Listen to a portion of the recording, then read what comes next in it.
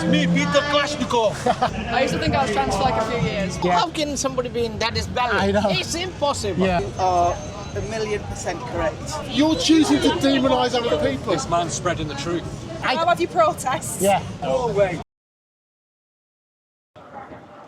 Okay, people, thanks again for tuning in. Manchester Piccadilly train station behind me. An intercity train's just come in and it's mad with loads of people. Yes, I know I'm in Manchester again.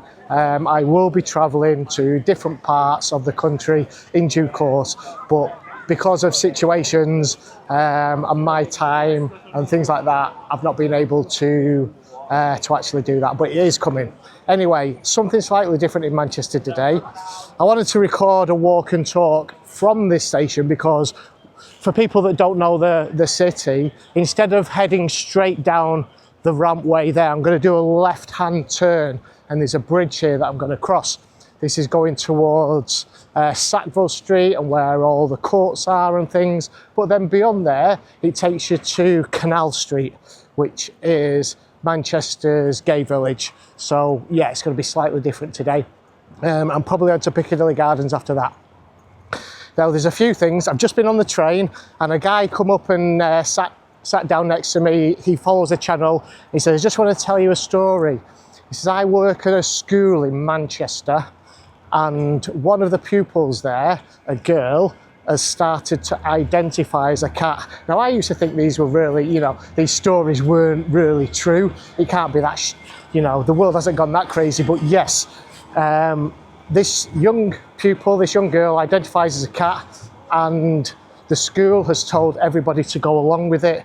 So she has a cat's lead on the side of a bag and she goes around hissing at people, at the pupils. And I think there is hope because some of the pupils have been bringing in cat treats and stuff together.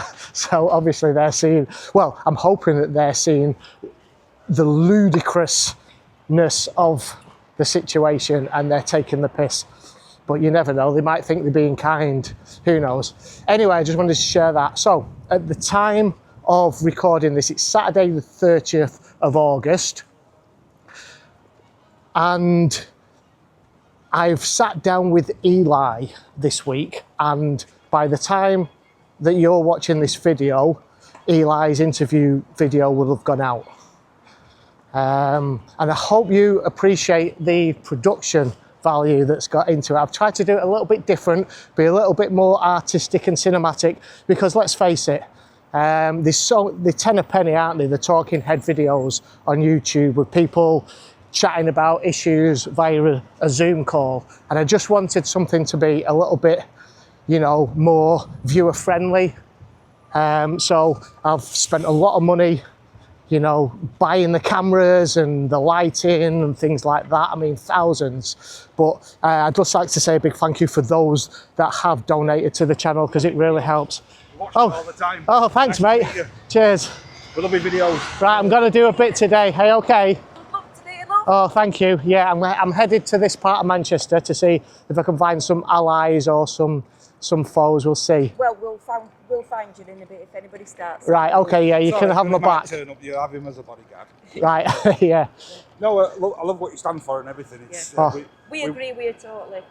I think I commented on one of the videos when you were in Brighton and you chased Yes. that lad down. Yeah. Down Brighton Seafront, yeah. Lovely rugby tackle, I thought. Yeah. Come on, lad, get him. Yeah. So what do you usually get then off a camera? Do you get people just usually abusing you? Know? No, I mean, I get majority of support like from people like you. Yeah. But a lot of them don't want their faces to be shown because they're held to account at work and they can't say anything.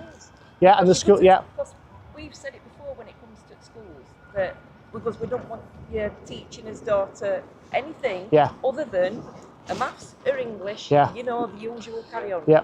None of this LBGT. Yeah. And they looked at us gone hard, didn't they? They hated it. Yeah, they did. Like as looked if, at me as if I were Antichrist. Yeah. as if we're getting your black book.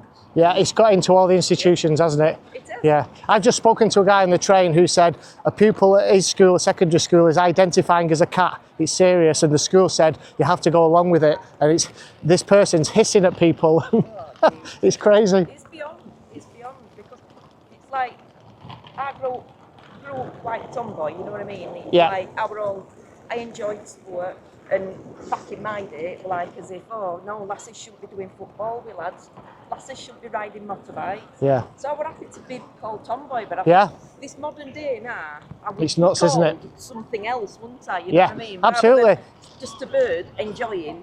Yep. They would have told you were born in the wrong body and said, "Yeah, I take these puberty blockers, cross-sex hormones, and you're a boy." That's what I mean, like. Yeah, the one that we watched, I think we watched the other day, there was that lad full of, he bumped into you, and he started questioning him, and when he couldn't answer it, he walked off. On his toes and went Yeah. Well, I've got a great video coming out tonight, 8 o'clock, an interview with Eli, a detransitioner. Yeah, it's a little bit different from what I normally do, so check that out. Right, I'll leave you to it. All right. Thank you, guys. Thank you. Thank you very much, and we'll be fast. Cheers. Thank you. Yeah, much appreciated, guys. See ya. That's always nice when people come up and speak to me like that, and I do get a lot of support. Yeah, so as I was saying, I've upped the production value, and a big thank you for everyone that's donated to that through the Buy Me a Coffee link. It really helps, you've played a part in producing that video because I've been able to buy all the equipment. Right, where else was it going? Okay, so if you haven't watched the Eli video, watch it. It's quite disturbing, some of the things that he went through, really is. But what I wanted to, one of the things was that he went through this transition, as identifying as a female, and just think of the difficulty it is after you've convinced all your family and friends and they've gone along with it. Just think of how difficult it is to go back when you realise that you've made a mistake. Now, I say that because just this week, you might have seen on the news, there was a terrible event, a shooting in Minnesota, where a guy who was originally called Robert, I think was it Weston? Yeah, and he changed his name to Robin Weston and started identifying as a woman. Now, in some of the writings that they found and some of the videos that he said, he regretted being or identifying as being trans, and he said, I'm sick of being trans, but he finds it so hard. He kept his hair long because he found it so difficult to come out of the delusion, because all along the journey, if you want to call it a journey, you've got doctors, you've got the clinicians, the psychotherapists. All they're doing is affirming your delusion. So it's so difficult for them to come out of it. And that is the case with Eli as well. There's other factors involved as well, and I won't go into too much detail about what Eli told me, but there's many similarities between people identifying as trans. It's the same with Dimitri, a strict religious upbringing. Now, I'm not putting a downer on religion, but when your religion will not accept you being maybe homosexual, which was the case with Eli, which was the case with Dimitri, and I think the same with Robin Weston, they've got nowhere to turn. So they go online and they're told, they find this trans identity, and then weirdly the religion can accept them as being the opposite gender, okay, which will then, so they will not burn in damnation in hell because they're homosexual. So it's just something to think about. Okay, so Canal Street. I'm going to put my boards on now, but Canal Street's empty. Maybe I'm too early to come down here. Maybe it's worth going to Piccadilly Gardens first. I'll take you for a walk down Canal Street, see if we pick anybody up, and see what they've got to say. I think I'm going to find some old school gay people which will be allies. They'll realise that the trans agenda is an anti-gay agenda. But it's kind of like the younger ones normally that won't accept that. Right, so, like I say, this isn't an anti-gay agenda for me. You know, this isn't anti-gay, anti-lesbian, but I should say this isn't an anti-gay and lesbian campaign. The trans ideology is anti-gay, in my opinion, because they're trans in the gayer way, and that's the kind of message that I want to get across to these people that I meet today down here. As you can see, it's nice and rainbow-coloured flags everywhere. There's going to be lots of alternative people. Some here. We'll see how that works out. Yeah. So that Minneapolis shooting was absolutely terrible. Now you can look. There's lots of videos on there talking about it. But more than anything, I don't think this is. Although this guy, Robin Weston, I think his name was, identified as trans, I don't think that this is a trans thing. It's a mental illness thing. It's a mental disorder. Yeah. So they've tried the best, the activists, to say that it's dysphoria, not a disorder. It used to be classed as a disorder in the Diagnostic and Statistical Manual of mental disorders, right? They changed it to dysphoria, so there wasn't such stigmatisation. But they kept it in the manual so that they could apply a code for insurance purposes, so the insurance companies would pay out for the medications and the surgeries for children and adults that were diagnosed as trans. So they, you know, fair play to them. They played a blinder in that respect. Yeah, I suppose I'm a little bit early down Canal Street because they're all just setting up now. So I may have to come down here a little bit later. But yeah, it was a terrible shooting. It's in Minnesota. It's a mental health conditions, and there is a trend, because when you say to somebody with a mental disorder who identifies as trans that there's a trans genocide going on, they're going to feel, you know, they're going to believe that. So anybody that won't affirm that delusion is the enemy. So he had a strict Catholic upbringing, and of course he went shooting at a Catholic, was it a school or a church? Something like that. So obviously there's hatred towards the Catholics there, so that has to, you know, for me, be something to do with his upbringing, his strict Catholic upbringing. Just wanted to show you that. You can have wings and you can fly.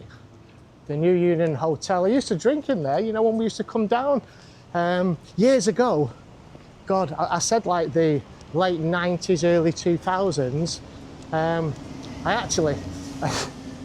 I used to work on the door. There's a door staff in Brannigan's, probably the smallest doorman in Manchester. Right, and then when we'd finished at Brannigan's, used to finish like 1, we'd be done for 2. We used to come down here because he used to open till 4 o'clock. We used to have some great nights, you know. It's a gay village, but they accepted straight people. And back in those days, I think the people that used to frequent this part of town, back in those days, they're the ones that are, I would suggest, be my allies in this. They understand what's going on. They're going to understand that this agenda is an anti-gay agenda. Right, this is Richmond Street, which I'm going to head towards Piccadilly Gardens because there's nothing going on here at all. Okay, we're on Portland Street now, just taking a right turn, and we're heading up towards Piccadilly Gardens. Something else that I wanted to mention, which is quite relevant to, you know, going back on a previously held belief. So we just talked about how hard it was for transitioners, for detransitioners, to realise they've made a mistake. So think of a belief that you've held in the past, and then you feel differently now as you've gotten older. So, as most of you know, I was in the military. Initially joined the Royal Navy. They told me I was too small to join the Paras or the Marines. And then I got a sideways entry to be able to do the all-arms commando course, and then I joined an army commando unit called 148 Commando Battery, and this was in the mid to late 90s, and then I went on an operational tour of Bosnia in 1997. Now I say operational, the war and the fighting, and it was quite horrific in the Balkans, that had all happened. That was happening while I was actually serving as a sailor. But we went on United Nations peacekeeping deployment to the Balkans, and I saw the devastation. There is a point to this. I saw the devastation of what war does to a country. And, you know, I wanted to leave the military. I'd been in there for, let me go this way. I've been in it for, like, I think I did 9.5 years in total. And I just started, when I saw what was happening in the world and I saw the devastation there, I didn't want to be in the military anymore. And then I came out, and it was the time when the war drums were beating from the war hawks in Washington. The military industrial complex was in absolute, you know, overdrive at that point, and it was in the lead up to September the 11th and the fall of the Twin Towers. But just before that, after I'd left the military, I read this document called Project for a New American Century, and it detailed how, because the Soviet Union had collapsed and how America was, you know, pretty much the sole superpower in the world, how America should not rest on its laurels. It should rebuild its military or make it even stronger, and be able to fight 2 wars simultaneously. But to do this and to get the investment, they needed some kind of catastrophic event similar to that of Pearl Harbor to be able to get public backing and the financial backing. So a year after that paper was written, the Project for the New American Century, 9/11 happened. A catastrophic event, which that paper said it needed, happened. Okay, 9/11, Twin Towers went down, but not just 2 towers. A lot of people don't know. 3 towers went down in New York that day. There was building number 7. That also went down. It didn't get hit by anything. Building 7, all right. But about 5 hours later, after the attacks, I think, later on, might have been a bit longer, the Building 7 came down, didn't get hit by anything. It fell down like it, you know, just like when you see controlled demolitions, it looked just like that. So, we're at Piccadilly Gardens now. So, anyway, I was in the fire service at that point, and the war drums were beating to go to war in Iraq and Afghanistan, even though Iraq had nothing to do, Saddam Hussein had nothing to do with 9/11, but they kind of like used that as a pretext to attack. So that was your military industrial complex. And, you know, I saw, you know, former colleagues of mine in 148 Battery going over to Iraq and killed. Even the guy that took my place, Ian, I can't remember his second name. I never met him because it was very difficult to get from the Navy into 148 Battery. Not many people passed. So there's a young lad called Ian, an operator mechanic, and I think he took my place in 148 Battery. He joined just after I left. He died in a helicopter crash in Iraq, along with Sergeant Les Hayher. So he was a guy, a friend of mine that I served with in 148 Battery, a great guy. Both died. So I used to get, you know, I went very anti-patriotic at that time because, of course, we were, somebody's sticking a finger up at me. We were, you know, we were following the Americans and the military-industrial complex into these wars. So, thanks, mate. So, I didn't like the fact that they were flying the flag everywhere. I saw it that they were using patriotism as a way of getting us to support these wars. I should be ashamed of myself, should I? I'm losing my track.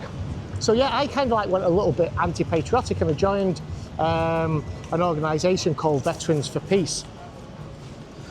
There is a point to this as well about the detransitions and changing your mind. So I joined Veterans for Peace. It was run by a guy called Ben Griffin, who was an ex-SAS soldier, and he'd served in Iraq and I think Afghanistan. So he had, he saw what was going on over there. And I saw a speech by Ben Griffin at the Oxford Union. It's still online, check it out. So it's at the Oxford Debating Society in the Union, and I listened to that and he inspired me, and I joined Veterans for Peace and met Ben. Great guy.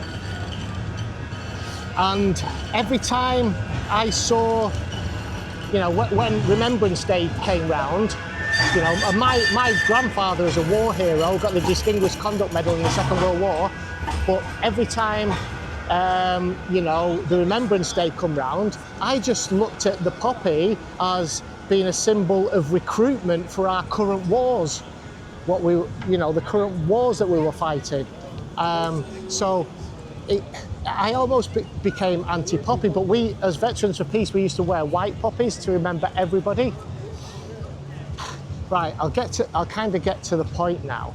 So I kind of went a little bit anti-patriotic, but I realised, it wasn't our nation, it wasn't the people, it wasn't the patriots of this country that I was anti-patriotic about, because it wasn't that. It was the military-industrial complex was using our country, it was using the United States, and it was using the media to get us on board, to fight these wars in foreign lands for profit and for oil. So, in fact, let me tell you another quick segue story. When I was in the fire service, there's a large arms fair, the biggest arms fair in the world of selling these weapons, and it's in the Excel Centre in London. Okay, and it's every 2 years. Now,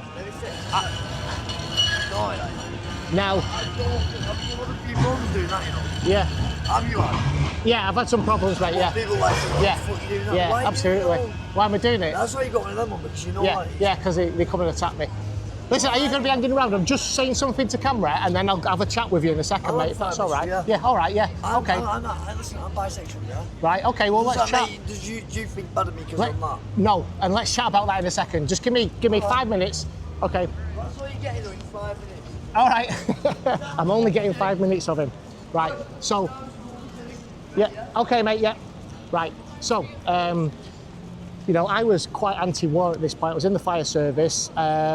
We got an email at work, and it was saying that this arms fair was on in London. So what I did, you needed an official state-sponsored email address, and I had my fire service email address. So what I did, I applied for a ticket to get in, and I said I was going, I was exploring the CBRN, the chemical, biological, radiation and nuclear topic, because firefighters can be exposed to certain things like that. So I got into this arms fair and I wandered around, and I don't think you're supposed to take photos, but I started taking loads of photographs, and it was just like, that was the military industrial complex. And people were drinking champagne, and there were warlords from all these African countries signing deals for these arms to fight these wars in their countries. They were being wined and dined and spending their money. So I infiltrated that, and then I went outside, and there was a big cake and arse party going on, which were all the foreign diplomats of countries and all the high-ranking military officials. And I just fucking thought, right, get yourself a set of balls, Steve, and go and make yourself part of this party. So I just walked in there.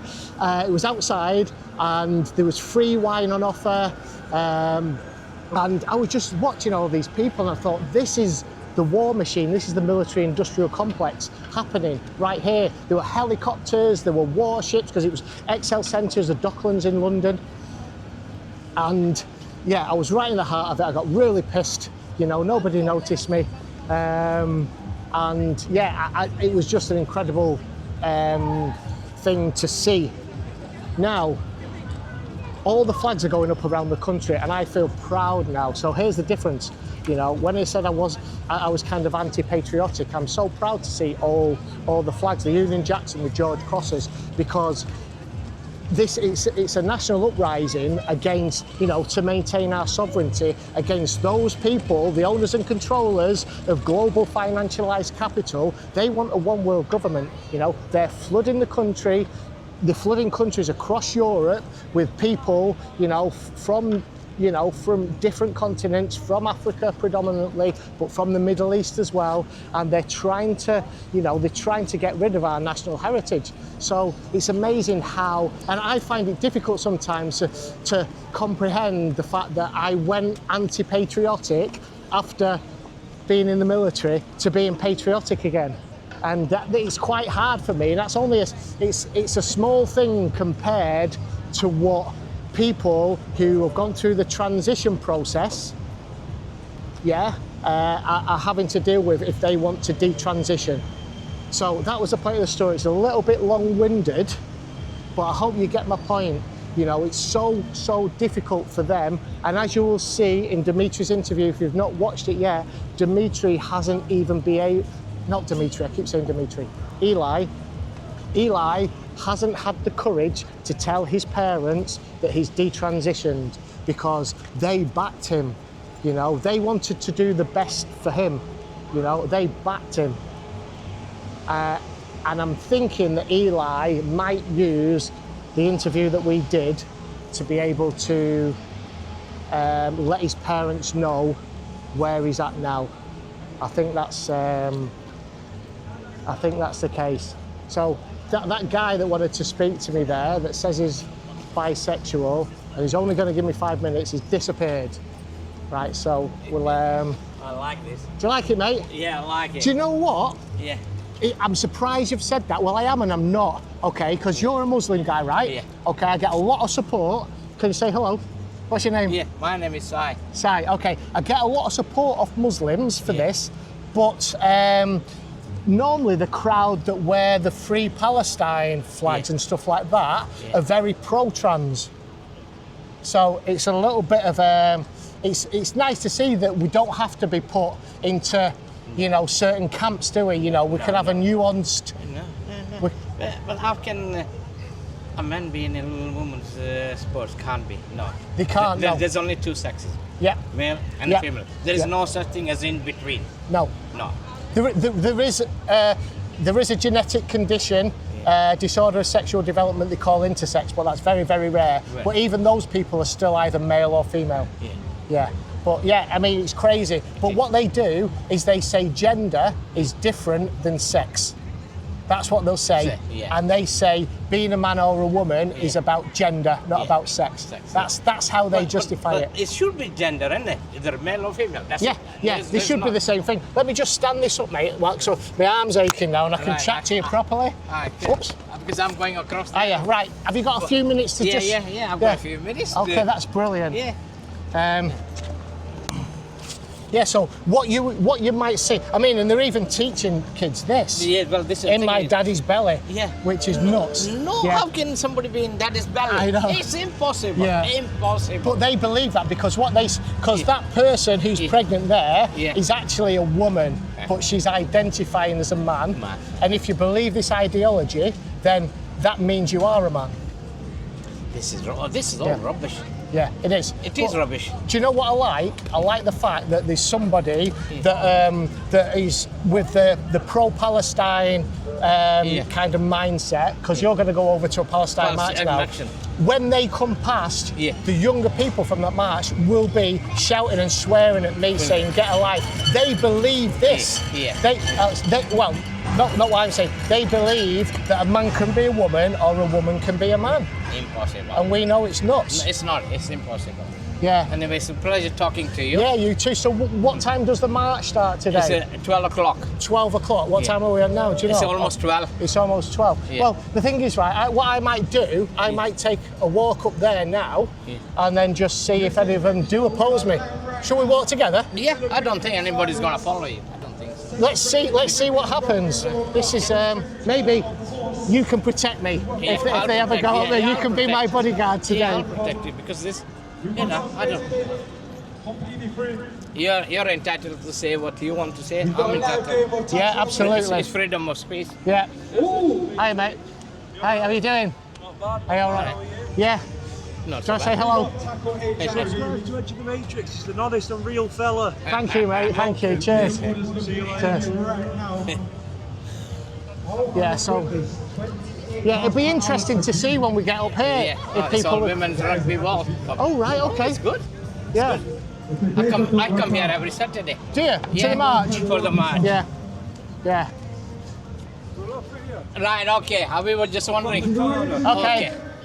I can't believe that some of the MPs, they even can't say it's a man or a woman, that's it. Yeah. No. Well, it'd be interesting because as I come over here now, I'm really sure that I'm going to see people that disagree with me. Really? So it'd be interesting to see, you know, how they'll be with you, because you obviously agree with me.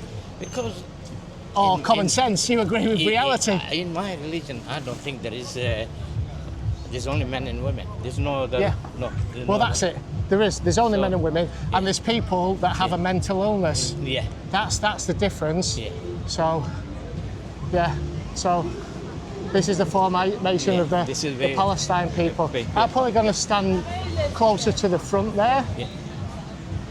You know, and see. Yeah.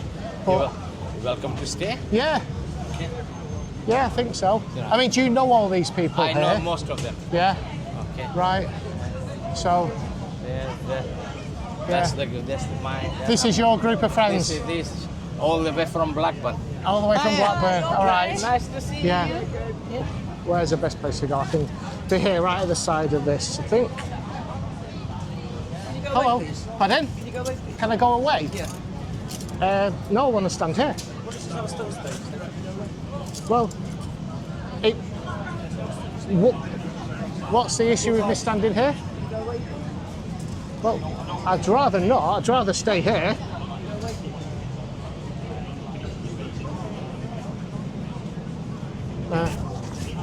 But all I'll ask is don't get my personal space, okay? This is our space. Okay, well, I'm like about a metre away from there. You're a few inches from it. Yeah, but you have no right to ask me to go away. Why are you so close to her?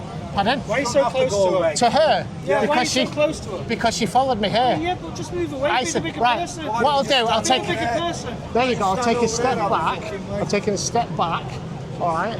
Is that all right? I'm taking a step back now. So you're trying to... Why are you trying to cover my camera? Can you speak? Do you have a tongue? No? Okay. Everybody's got the right to express themselves, haven't they? Everyone's got the right, like you have, to protest. What is it then? It's fucking rubbish. What? Keep men out with his sports and stuff like that. Don't debate. So, Sick in the head. so that's rubbish. Do you agree with men in women's sports? Just because we spoke to that gentleman over there, what we can't have is a situation in the city centre where we've got grown men putting their hands in each other's faces. There's people with kids knocking about. We're here for everyone's safety. All right. I know people are here and they might start antagonising you, but you need to walk away, don't you? People are antagonising you. I'm not antagonising I'm not anybody. talking about you, mate. We ain't talking about you. Okay, he's putting his thing in my face. That's what I'm saying. We're not talking about you, mate. Right. Absolutely not. Right. But could you just That makes sense, mate. make sure that he doesn't antagonise me as well? Because I'm just going to stand here and do what I'm going to do. Each other. You can all have your protests. Yeah. But what we're saying is we've got a children's event over there. Yeah. People Not at all, coming mate. through. And Yeah. we If you need anything, come and speak to us, all right? Yeah. No, I agree. That's exactly what I want. I don't approach people. I just stand and do my stuff. Right. Thank you. Yeah. There you go. There you go. Some quite decent. What do they call them? They're the police liaison officers, and they were quite fair. Yeah. Do you want to chat, mate? I've seen you here a few times. You might agree or disagree. I was watching the other day on Billy Moore. Oh right, yeah, good guy, Billy. Yeah. I mean, you don't have to agree with me on what I do. Doesn't matter. But I'm here to have chats with people. But these people don't want it. But I do agree with you. I mean, I came here because one of the guys, the pro-Palestinian guys, come up to me and said, "I agree with you." So I said, "Right, I'll come with you and see what happens." Yeah. I totally agree with that. Yeah. It's ridiculous. Yeah. What's your channel? The world's gone mad. Have you got a YouTube channel? Yeah, Choosing Life Audits. What's it called? Choosing Life Audits. Choosing Life Audits. Yeah. Right. Okay. Got a picture of me sat on the Game of Thrones chair. Right. Okay. Right. Brilliant. What I might do is go somewhere where I can be seen a little bit better, because I'm literally hidden here. So I'll stand out of people's way. We won't get in their way. I don't want to bang you with my boards. Okay, there we go, that's better. Put that in this hand. I'm out of your way here, aren't I? I'd rather you be told me out of the way. I know. I totally disagree with you. But you know. Yeah, but we're free to disagree with each other, aren't we? Yeah. Yeah. Oh, hello. Hi, Steve. Big fan of yours. Oh, thank you. What's your name? Sarah. Sarah. My channel is Miles and Moments. Miles in Moments. Miles and Moments. Miles and Moments. Sarah's Vlogs. Sarah's Vlogs. Is it on YouTube? Yep. Miles and Moments, Sarah's Vlogs. I've Okay. watched all of your stuff. You are 1,000,000% correct. Thank you. Absolutely. Yeah. What's all that about? Yeah, I know, it's crazy. I know, in my daddy's belly, it's nuts, isn't it? Let me just pull that down a little bit. Now I'm stood down here. Yeah. I've watched all your attacks, the lot. Yeah. Are you going to put that on the corner there, mate? All right. I won't get in your way, no matter what. Yeah. I won't get in your way. Yeah. So I've seen all your attacks. Yeah. Everything you've had against you. So you're a brave man. Well, the truth. There are brave. Oops, I don't think she's doing that on purpose. There are braver people, but I think I'm in a position where I can speak out because I don't have any paymasters. Yeah. So I think it's my duty now to speak up against this and the harms it's doing. Yeah. Absolutely. I mean, am I right in thinking that the Asian boxer that was Imane Khalif? Yeah, she's stopped. Imane Khalif's a man. Yeah, he's. Can I get out of the way? Could you mind stepping aside? Would probably be a better way of approaching it. Could you mind stepping aside? That sounds a little bit better, doesn't it? Exactly, Steve. Really nice and Yeah. caring. Yeah. I'm not going to get in the way. I'm not going to disrupt it. Yeah, of course. Yeah, thank you. Somebody with a bit of common sense. Yeah, thank you. Yeah. They don't seem to have it over there. Well, it's a bit hard these days. It's a bit hard these days. Yeah. A lot of common sense. Is that Australian? I can hear. That's right, it is. Oh, nice. Yeah. All right, guys. Look after yourself. Yeah, see you later. All right, mate. It's me, Peter Kalashnikov. I donate to you. Oh, thank you. Oh, yes. Yeah. Oh, cheers, man. Much appreciated. Yeah, I appreciate your message here. Cheers, thank you. Respect. What you realise is that the climate. When did you do P Company? No, I didn't do P Company. I did the All Arms Commando course. I've done P Company. Have you Who really? was you with? 148 Commando Battery. Yeah, I was with 8 Battery. 8 Battery? 8 Battery, yeah. With part of 29? Yeah. Right, okay. When was you in? I was in 1980 to 84 with them. Right, that was before me then. And then I was at RHA in 1970, late 74 until we went to Germany, wasn't it, in Oldenburg. Right. Many years ago. Yeah, so... I thought I heard you did P Company, you see. No, 148 Battery used to do P Company, but then before I joined, they stopped making that part of a requirement. So I only had to do the All Arms course. What, and then you went to and 148? Then I went to well... Because I was going to go to 148, because I come from a crap out unit in Germany. Right. I was 28 when I did the All Arms course. Right, yeah, I was about 26, but, I think. the adjutant was recruiting in Germany, and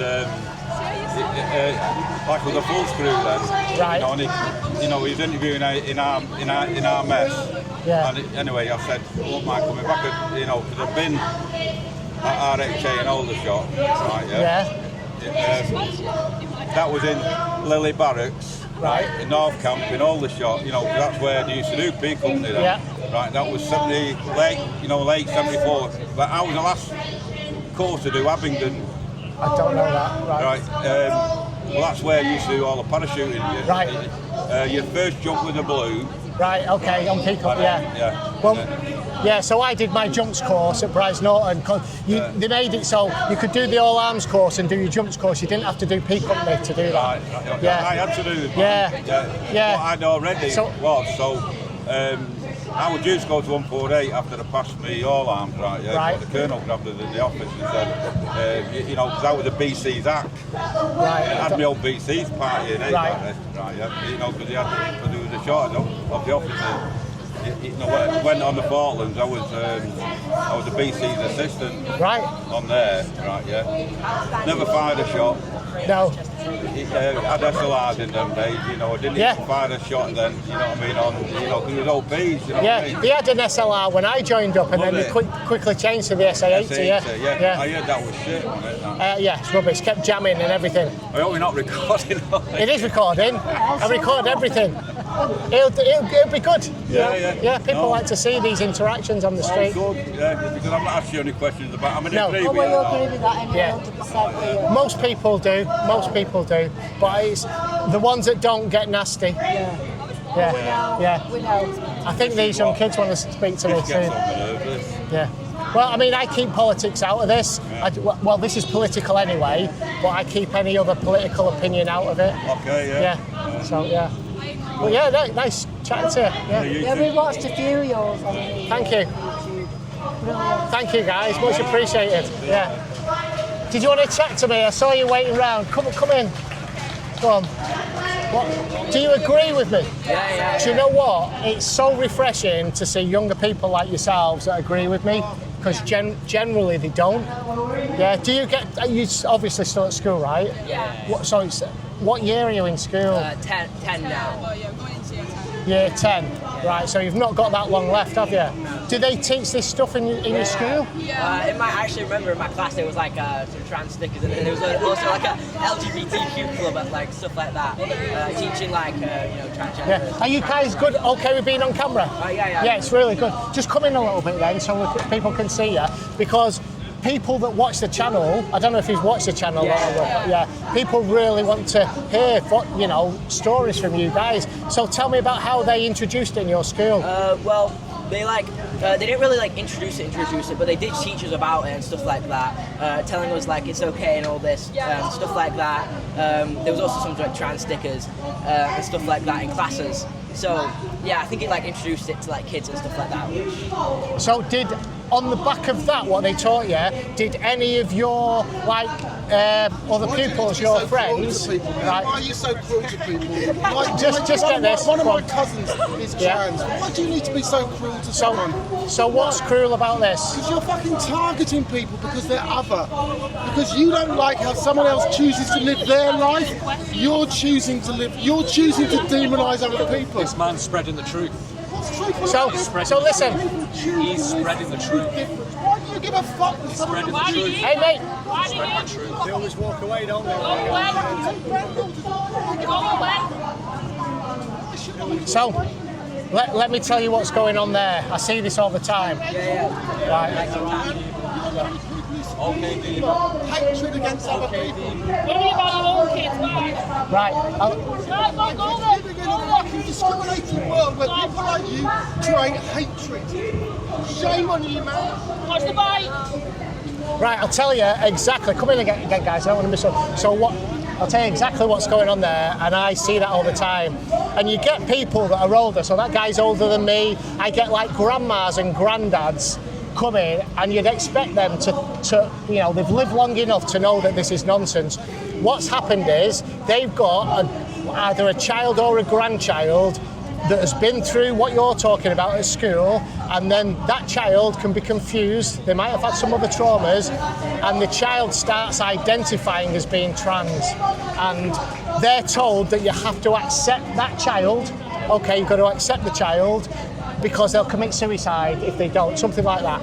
Okay, or you know, all the problems will go away if you affirm the child's delusion. So they've done that and they've accepted that, but deep down inside, they absolutely know that it's a complete lie, and they'd rather it be the other way, but they've convinced themselves that their child is the opposite gender to what they are.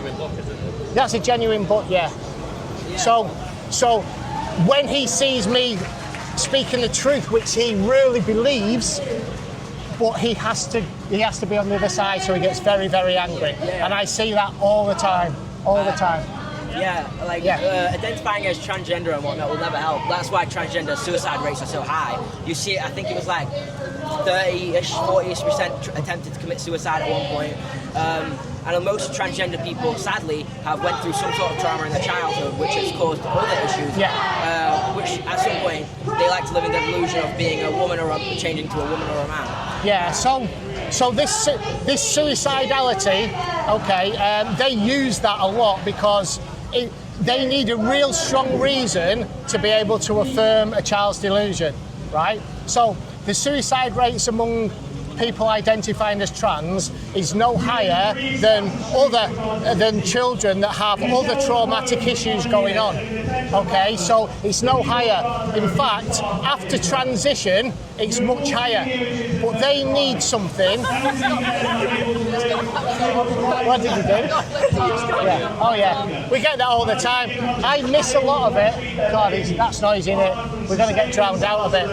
I miss a lot of that, but the camera always gets it. The camera always gets it. Sorry, I meant to ask, did any other kids in your school identify as trans? I used to have a friend, we were really good friends, and I went out with her last time, like this. And suddenly she identifies as he, him, and has a fully different name, and I got really confused, and we're kind of not friends anymore. So you lost a friendship because of it? I used to think I was trans. I used to think I was trans for a few years. Oh, you did? Yeah. What made you think that? That's really interesting. Online, and I've been through a few things. So you went online? Yeah, and a few you and Charlie Beach and stuff have actually helped me Right. So how did it start? You identifying as trans? 2021. And I was just I don't know, I didn't feel comfortable, and I felt a bit depressed and stuff. Right. So I started hating myself, and then it went into trans stuff, and I thought it was the only way out of it. And then a few months ago, I started realising that I don't want to change myself, and that I think I'd be better off just staying as I am. So what did your parents say when you did this? My mum was confused, or she knew I'd always felt like a boy, or being masculine, but anyone can just be masculine anyway, it doesn't mean you're trans or anything like that. But my mum was alright in that way, but my family thought it was a phase and stuff, which was the right, because I don't want to change anything about myself in that way. So. Yeah, so how do you feel now? Do you feel I feel better, I don't, and I cut my hair short a few years ago, and I'm growing it out now. I used to wear a binder and stuff like that. Really? Yeah. How did that feel? Can we just step out over there a bit where it's not so loud? We're just going to go over here. It's really interesting.